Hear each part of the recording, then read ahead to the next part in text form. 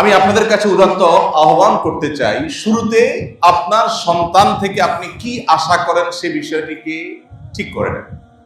আপনি কি সন্তানকে শুধুমাত্র একটা টাকা পয়সার মেশিন হিসাবে দেখতে চান, নাকি একজন মানুষ হিসাবে দেখতে চান? এই সিদ্ধান্তটা আপনাকে আগে নিতে হবে।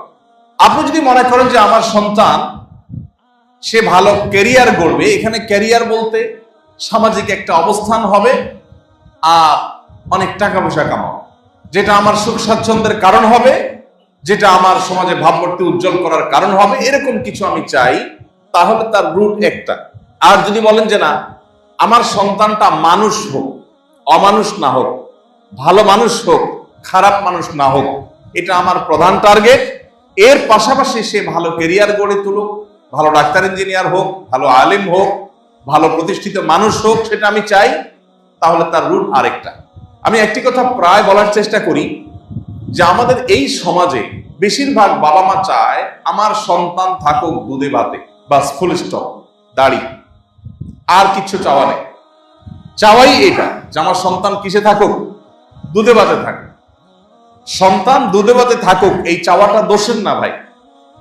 আপনার সন্তানের দুধে ভাতে থাকার চাওয়া আপনার মধ্যে থাকুক, কিন্তু তার পাশাপাশি এটাও থাকুক, বরং এটাকে আপনি অগ্রাধিকার দিয়ে ভাবুন যে আমার সন্তান যেন মানুষ হয়ে বেঁচে থাকে।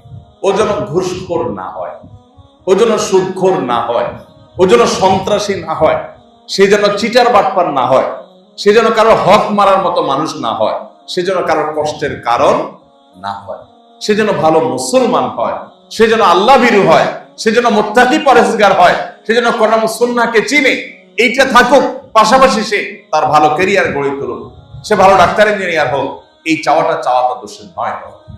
ভাইরা আমার, সন্তানের শুধু দুধভাতের চিন্তা যারা করেন, হয়তো সন্তান দুধভাত পেয়েও যায়, হয়তো ভালো লাইফ, লাক্সারিয়াস লাইফ সে পেয়েও যায়, কিন্তু ভালো মানুষ না হওয়ার ফলে সন্তানের ওই সুখময় স্বাচ্ছন্দ্যময় জীবন, তার ওই উন্নত ক্যারিয়ার বাবা মাকে আনন্দ দেয় না। বহু সন্তান আছে, অনেক প্রতিষ্ঠিত হয়েছে, অনেক ভালো জায়গায় গিয়েছে, অনেক বড় চেয়ারে বসেছে, অনেক টাকা পয়সা কামাচ্ছে, অনেক প্রতিষ্ঠিত মানুষ হয়েছে, কিন্তু বাবা মার চক্ষু শীতল হচ্ছে না, নয়ন জোড়াচ্ছে না সে সন্তানকে দিয়ে। কারণ সন্তান অমানুষ। সন্তান বাবা মার প্রতি দায়িত্বশীল না, ভাই বোনের প্রতি দায়িত্বশীল না। সন্তানের ভিতরে তাকওয়ার ঘাটতি আছে, সন্তানের মধ্যে ঈমান আমলের ঘাটতি আছে। এই সন্তান বাবা মার চক্ষু জোড়ানো, নয়ন জোড়ানো, চক্ষু শীতলকারী সন্তান হতে পারেনি। তাহলে সন্তান শুধু দুধে ভাতে থাকলে, সন্তান শুধু ভালো জায়গায় চলে গেলেই সেটা আপনার শান্তি, আপনার সুখ, আপনার প্রশান্তির কারণ হবে না। সন্তান ভালো মানুষ হয়, পাশাপাশি তার যদি প্রতিষ্ঠিত সে হয় তখন। ভাইরা আমার, এই জন্য সন্তানের ক্যারিয়ার নিয়ে আমরা যারা ভাবছি, তার শিক্ষা জীবন নিয়ে যারা পরিকল্পনা করছি, সেই সমস্ত অভিভাবকদেরকে আমি বিনয়ের সাথে আহ্বান করতে চাই, আমরা আমাদের উদ্দেশ্যটা আগে ঠিক করি। আমরা আমাদের সন্তানের ভালো মানুষ হওয়াটাকে সবকিছুর উপর অগ্রাধিকার দেব, ভালো মুসলমান হওয়ার দিকটাকে অগ্রাধিকার দিব, পাশাপাশি তার ক্যারিয়ার, তার অন্যান্য বিষয়গুলোকে ভাববো। এই যদি হয় আমাদের টার্গেট, তাহলে এবার প্রতিষ্ঠান নির্বাচন করা, শিক্ষক নির্বাচন করা, শিক্ষার রুট নির্বাচন করা, এগুলো আমাদের জন্য অনেকখানি সহজ হয়ে যাবে।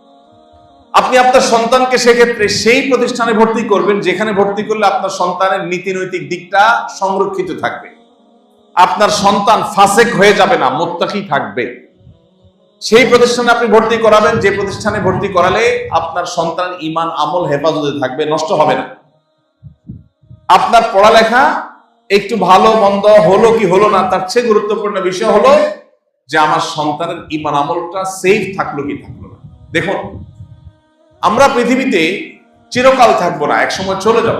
এই সন্তানরা, এই ভবিষ্যৎ প্রজন্মরা, তারাই আমাদের চিন্তাধারা, আমাদের ঈমান আমলকে ধারণ করবে, লালন করবে। সন্তানকে যদি আল্লাহর সাথে পরিচিত করান, সন্তান যদি কোরআনের সাথে পরিচিত হয়, সে যদি ভালো মুসলমান হয়, তো আপনি এটা নিশ্চিত ধরে রাখতে পারেন এই সন্তান কখনো আপনার কষ্টের কারণ হবে না ইনশাআল্লাহ। আর যদি সন্তানকে আপনি আল্লাহমুখী না বানাতে পারেন, মুত্তাকি না বানাতে পারেন, তাহলে এই সন্তান আপনার দুঃখের কারণ হতে পারে, জোরালো সম্ভাবনা আছে। ভাইরা আমার, আমাদের সন্তানদের ব্রেইন গুলোকে ধোলাই করবার জন্য, মগজ ধোলাই করবার জন্য পশ্চিমারা তাদের মতো করে শিক্ষা কারিকুলাম আমাদের এখানে পুশ করার চেষ্টা করে। আমি এর আগে বলেছিলাম, শিক্ষা মন্ত্রণালয়ে বেশ কয়েকবার আমাকে যেতে হয়েছে পাঠ্যপুস্তক নিয়ে, শিক্ষা কারিকুলাম নিয়ে নানা বিষয়ে, সংশ্লিষ্ট বিষয়ে কর্তৃপক্ষের সাথে একাধিকবার বৈঠকের জন্য যেতে হয়েছে। আমি অবাক হয়েছি, অন্য আরো অনেক মিনিস্ট্রিতে আমি গিয়েছি বা অনেক দপ্তরে আমার যাওয়া হয়েছে, কিন্তু আমার কাছে মনে হয়েছে 2-3টা দপ্তরে বিদেশিদের আনাগোনা সবচেয়ে বেশি, এর মধ্যে একটা হলো শিক্ষা। আমি অবাক হয়েছি, এত বিদেশি কেন এখানে? উপদেষ্টার সাথে, মিনিস্টারের সাথে সাক্ষাতের জন্য বিদেশিদের এত কাজটা কি? আমার দেশের ছেলে মেয়ে কি পড়বে না পড়বে এটা নিয়ে ওদের এত মাথা ব্যথা কেন? আমার দেশের ছেলে মেয়ে কি পড়বে এটা নিয়ে আমার মাথা ব্যথা, আপনার মাথা ব্যথা হবে, বিদেশিদের এত মাথা ব্যথা কেন হবে? তারা কেন এত ঘুর ঘুর করবে মিনিস্ট্রির মধ্যে? আমি যতবার গিয়েছি ততবার দেখেছি ওয়েটিং রুমে আমার সাথে অনেক বিদেশি অপেক্ষা করছে। আমি অবাক হয়েছি, আমি বিস্মিত হয়েছি। আমাদের সন্তানদের ব্রেইন ওয়াশ করার জন্য, তাদেরকে বেঈমান করবার জন্য, তাদেরকে এদেশীয় কালচার থেকে সরাবার জন্য শিক্ষা কারিকুলামে হেন কোনো চেষ্টা না যে করা হয়নি। আপনারা জানেন, বিগত আমলে এটাকে নষ্ট করতে করতে এমন একটা পর্যায়ে নিয়ে যাওয়া হয়েছে যে আমরা ঘন্টাকে ঘন্টা বক্তব্য দিতে হয়েছে এটা নিয়ে। আলহামদুলিল্লাহ, কিছু কিছু বিষয় থেকে তখন সরকার সরে আসতে বাধ্য হয়েছে, কিন্তু এখনো সেই ষড়যন্ত্র বসে নাই, এখনো সে চলমান আছে। এখন আপনার সন্তান কি পড়ে, ও কি বাংলা শিখতে গিয়ে বাংলা শিখছে নাকি প্রেম শিখছে? সে কি বাবা মার অবাধ্যতা শিখছে? সে কি অবৈধ সম্পর্ক করা শিখছে শিক্ষার নামে? এই বিষয়টা দেখভাল করা আপনার দায়িত্ব। অনেক বাবা মা আছেন, ছেলে ফেলে ভালো স্কুলে চান্স পেলো কিনা, ভালো রেজাল্ট করলো কিনা, এরপরে ভালো কলেজে যেতে পারলো কিনা, ভালো ভার্সিটিতে যেতে পারলো কিনা, ভালো জায়গায় চাকরি পাইলো কিনা, ব্যাস এটাই তার দেখার দায়িত্ব মনে হয়। বরং দুর্ভাগ্যজনক সত্য হলো, অনেক অভিভাবক আছেন সন্তান ভালো জায়গায় যেন চান্স পায়, ভালো রেজাল্ট যেন করে, সেজন্য পারলে সন্তানের জন্য টাকা দিয়ে নকল কিনে এনে দেয়, সন্তানের জন্য প্রশ্ন ফাঁস হওয়া প্রশ্ন কিনে এনে দেয়। অনেক অভিভাবক এরকম আছে না নাই? যেই অভিভাবক তার সন্তানের জন্য ফাঁস হওয়া প্রশ্ন কিনে এনে দেয়, সংগ্রহ করে দেয়, নকল সরবরাহ করে দেয়, এই অভিভাবক এই সন্তানের হাতে মূলত বিষ তুলে দিচ্ছে, তাকে অমানুষ করছে, নীতিহীন করছে, চোর এবং প্রতারক বানাচ্ছে। এই ছেলে রাষ্ট্রের কোন দায়িত্বে যখন যাবে, সে একজন চোর, ঘুষখোর, টিনচোর, গমচোর এবং ডাকাতের ভূমিকা অবতীর্ণ হবে। আমরা যারা অভিভাবক আছি, আল্লাহর কাছে আমাদের অনেক বড় দায়িত্ব আছে। আপনার সন্তানের শিক্ষা বিষয়ক পরিকল্পনা করবার আগে আপনি ভাবুন, আপনি সন্তানকে কোথায় দেখতে চান। অন্য সবার সন্তানরা চকচকে গাড়ি বাড়ি এগুলো স্বপ্ন দেখে, আপনি আপনার সন্তানটা ভালো মানুষ কিনা, মা বাবার কথা শুনে কিনা, সৎ কিনা, আল্লাহ ভীরু কিনা, আল্লাহকে ভয় করে চলে কিনা, হালাল হারাম মেনটেন করে চলে কিনা, আপনি সেটাকে দেখবেন। যদি এই জায়গাটাতে আপনি ফোকাস করতে পারেন, মনোযোগ দিতে পারেন, আর সন্তানের আদর্শটাকে আপনি হেফাজত করতে পারেন, তাহলে আপনি একজন সার্থক অভিভাবক। এই দেশকে এগিয়ে নেওয়ার পেছনে আপনার ভূমিকা সবচাইতে বেশি। আমাদের এদেশে এখন শিক্ষিত জনগোষ্ঠী গড়ে তোলার চাইতে সৎ জনগোষ্ঠী গড়ে তোলার কোন অংশে গুরুত্ব কম নয়। কারণ এদেশে বহু শিক্ষিত মানুষ আছে, এত পরিমাণ চোর, এত পরিমাণ বাটপার, এত পরিমাণ দুর্নীতিবাজ, এত পরিমাণ ঘুষখোর, এত পরিমাণ সুদখোর, যে এই দেশটা আজ আকাশে থাকার কথা সেটা আজ পাতালে। আমি 10 বছর মধ্যপ্রাচ্যে ছিলাম। আমি পৃথিবীর অন্যান্য দেশীদের সাথে আমার প্রবাসী বাংলাদেশি ভাইদেরকে কম্পেয়ার করার চেষ্টা করতাম। আপনি এখনো যদি মধ্যপ্রাচ্যে যান, সৌদি আরবে যান, বিভিন্ন দেশে যান, আপনি অবাক হবেন। অন্য অনেক দেশে মানুষের চাইতে এদেশের মানুষ বিদেশে গিয়ে অনেক বেশি পরিশ্রম করে। নিজের 8 ঘন্টা ডিউটি শেষ করার পরে রাস্তায় অনেকে আছেন যে তারা কার্টুন পোড়াচ্ছেন, আপনার বিভিন্ন সফট ড্রিঙ্কসের যে ক্যান সেগুলো কুড়াচ্ছেন, কারণ সেগুলো কেজি ধরে বিক্রি করে দেশে একটু পাঠাবেন। অনেকে নিজে একটু ভালো রেখে দেশে পাঠানোর জন্য চেষ্টা করে, এত পরিশ্রম করার চেষ্টা করে সাধারণ। কিন্তু দুর্নীতি, দেশের সম্পদ বাহিরে পাচার করে এই দেশটাকে বরাবরের মতো লুট করে শেষ করে ফেলা হয়েছে। আর এই জন্য আপনার সন্তানটা অনেক বড় শিক্ষিত হওয়ার চাইতে কোনো অংশে কম গুরুত্বপূর্ণ নয় যে সে একজন ভালো মানুষ হবে, সৎ মানুষ হবে, যে ঘুষ এবং দুর্নীতির সাথে জড়াবে না।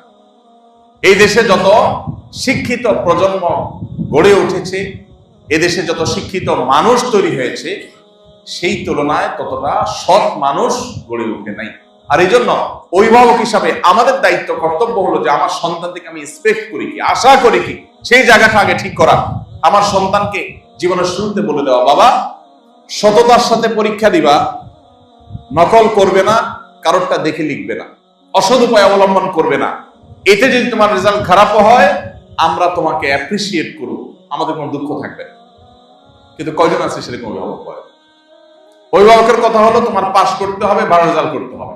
সেটা কি চুরিদারি করে করছো, নকল করে করছো, এটা আমার দেখার দরকার নেই। অভিভাবকের যখন এই মেন্টালিটি হয়, তো সেই ছেলে যখন বড় হয়, সেই মেয়ে যখন বড় হয়, এই ঘুষখোর হয়, এই সুদখোর হয়, এই চোর বাটপার হয়, এই দুর্নীতিবাজ হয়, এই দেশকে ধ্বংস করে।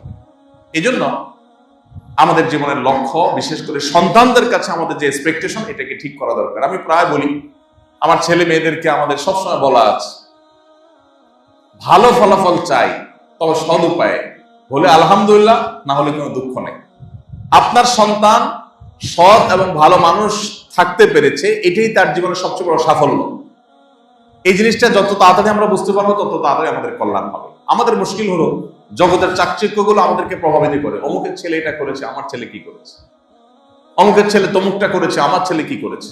এভাবে আমরা আমাদের সন্তানদেরকে জাগতিক বিষয়গুলোতে কম্পেয়ার করি, তাদের নীতি এবং আদর্শটা সেভাবে আমরা শিখাই না। এই জন্য শিক্ষাবর্ষের শুরুতে সন্তানের জন্য সেরকম প্রতিষ্ঠান, সেরকম শিক্ষা, সেরকম শিক্ষক, সেরকম পরিবেশ আপনি নিশ্চিত করুন, যেখানে সন্তানের নীতি আদর্শ, মোরালিটি, নৈতিকতা ঠিক থাকবে। এরপর বাকি যা হবে না। আল্লাহ তাআলা আমাদের সবাইকে আমাদের সন্তানের সেই উজ্জ্বল ভবিষ্যৎ গড়ে তোলবার সূচনা এখন থেকে করার তৌফিক দান করুন।